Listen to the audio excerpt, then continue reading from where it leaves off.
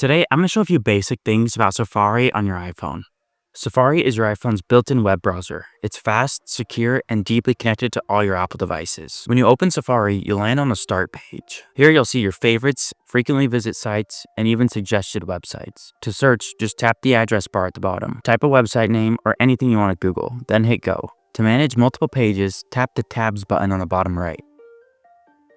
You'll see all your open websites like cards you can swipe through. Want to open a new page? Tap the plus button. Then in that same section, you have different tab groups, like the private tab, which will let you browse without leaving a history. Or you can swipe all the way to the right and you can add a new tab group. Now you can keep different tab groups for different activities. If you're reading an article and hate ads and pop-ups, you can tap this button in the address bar, then hide distracting items. Found a site you love? Tap the share button. It's like a square with an arrow. From here, you can bookmark it and add it to your reading list, or send it to a friend. If you want even more control, go into iPhone settings, scroll down to Safari, and tweak things like default search engine, block pop-ups, manage privacy and security. It's where you can really customize your browsing experience. You can also change things like your search bar from the bottom to the top of the screen.